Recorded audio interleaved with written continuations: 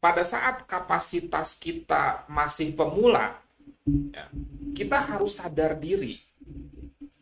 Namanya pemula, di dalam bisnis apapun, jangan berharap profit yang gila-gilaan. Kenapa? Kembali lagi high gain, high risk. Mau cuan besar, resikonya juga besar. Jadi, makanya ilustrasi saya di sini seperti kita nih seorang bayi. Ada tahapan-tahapannya.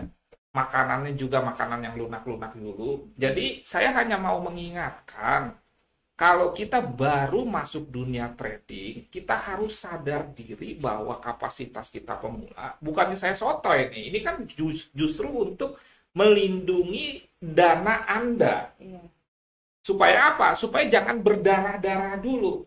Karena yang namanya penyesalan kan datang belakangan ya. Iya. Kalau di muka namanya Pendaftaran. pendaftaran.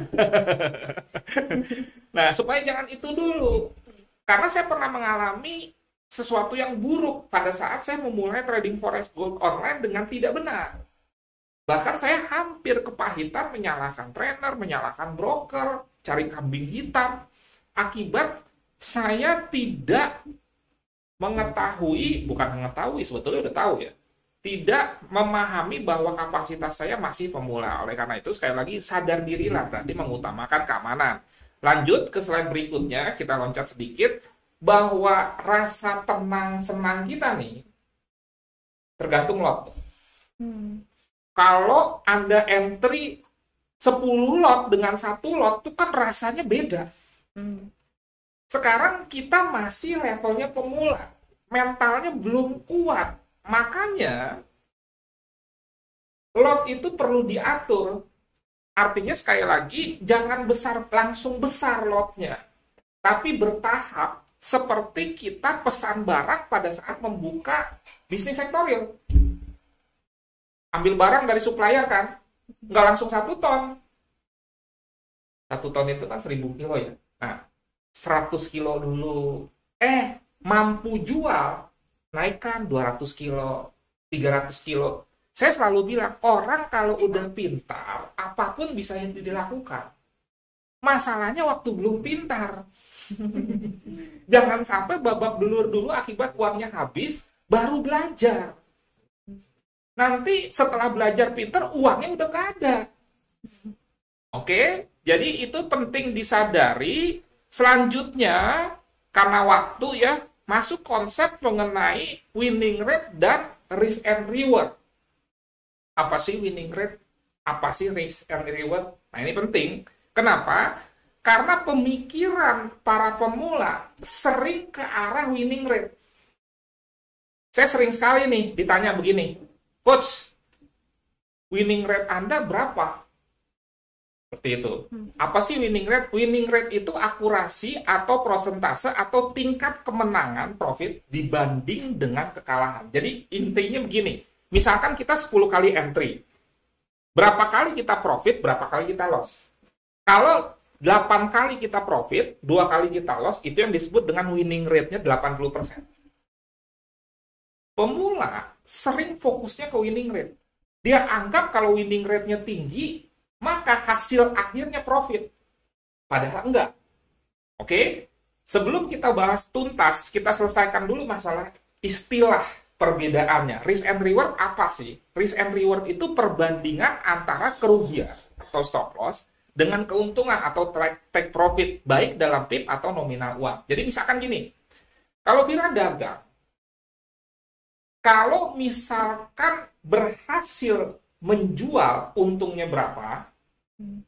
Kalau misalkan gagal menjual, ruginya berapa? Itu risk and reward. Bedain dengan berapa kali Vira jual barang, berapa kali untung, berapa kali rugi. Itu winning rate. Oke, sekarang kita kasih perbandingan seperti ini. Contoh kalkulasi 10 kali entry. Ya, winning rate-nya 80%. Dengan RR, disebutkannya risk dulu ya. Baru reward. RR-nya 4:1 nih. Nah, kemudian misalkan stop loss 40, TP 10. Sekarang kita hitung. Kalau profit, kalau loss dulu 2 kali 40, 80 pip. Sementara kalau profit 8 kali 10 pip, 80 pip, 0. Ini membuktikan winning rate itu bukan segalanya. Tuh winning rate-nya 80%. Tapi kalau profit cuma 10 pip, kalau rugi 40 pip, kira kalau dagang, mau nggak? Kalau misalkan jual barang, kalau untung 1 juta, kalau rugi 4 juta, mau nggak? Enggak. Itu disebut 4:1 risk and reward-nya. Tapi yang terjadi di dalam trading forex gold, banyak orang yang mau. Kalau rugi, ya, kalau rugi nih, kalau untung $100. Kalau rugi, akibat tidak menginput stop loss, bisa $400, $500, $600. Ini kan menyalahi konsep dagang. Katanya trading sama dengan dagang. Berarti apa yang dilakukan dalam trade dagang, lakukan dong dalam trading. Kalau mau jadi pribadi yang punya integritas, yang konsisten, nggak double standar. Ditanya di dagang mau nggak? Kalau untung 1 juta, kalau rugi 4 juta, nggak mau. Tapi giliran di trading forex gold mau.